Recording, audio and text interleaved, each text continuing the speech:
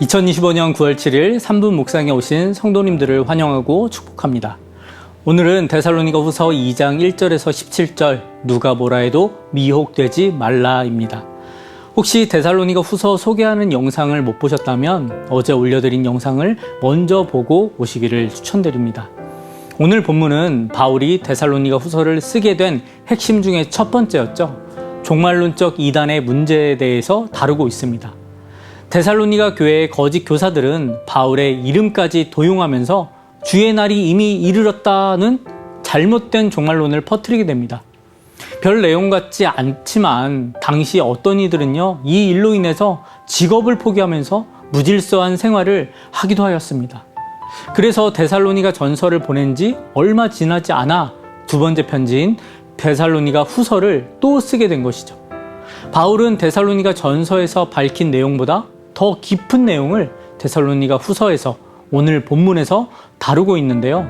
바울은 주의 날이 임박했다, 이미 임했다라는 거짓 주장에 대해서 경고하고 그리스도의 재림 전에 반드시 배교가 먼저 일어날 것이라고, 개인의 신앙의 일탈이 아니라 교회 공동체의 배교에 대해서 말씀하고 있습니다. 이러한 배교의 분위기에서 불법의 사람이 나타나게 되고 하나님보다 높다라고 자신을 하나님이라 칭할 것이라고 예고하고 있습니다.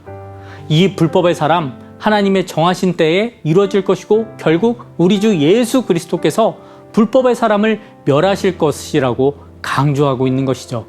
그래서 바울은 오늘 또 무엇에 대해서 말씀하나요? 굳건하게 서서 바울의 가르침을 지키라고 성도들에게 강조하고 있습니다. 왜 그래야 하나요? 13절입니다. 주께서 사랑하시는 형제들아, 우리가 항상 너희에 관하여 마땅히 하나님께 감사할 것은 하나님이 처음부터 너희를 택하사 성령의 거룩하게 하심과 진리를 믿음으로 구원을 받게 하심이니, 우리가 누가 뭐라 해도 미혹되지 않고 굳건하게 서서 하나님의 가르침을 지켜야 하는 이유? 우리는 하나님의 택함을 받은 사람이기 때문에 그렇습니다. 우리의 주권, 하나님의 주권적인 선택, 이것이 시작 아닌가요?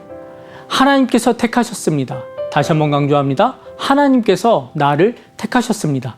그러니 우리는 어떤 혼란과 거짓 속에서도 흔들리지 않을 명분이 있는 것이죠. 나를 하나님께서 택하셨기 때문입니다. 그래서 오늘의 제목 참 마음에 드는데요.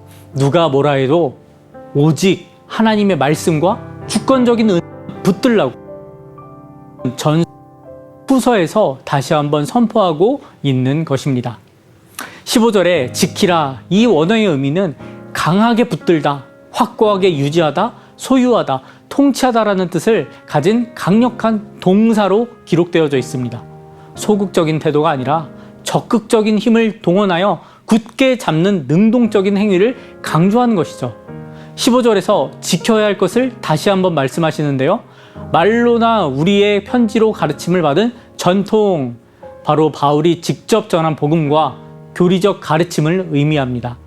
진리이신 예수 그리스도인 것이죠. 예수 그리스도를 단순히 지식으로 알고 남겨둔 것이 아니라 적극적으로, 능동적으로 굳게 붙들라는 겁니다.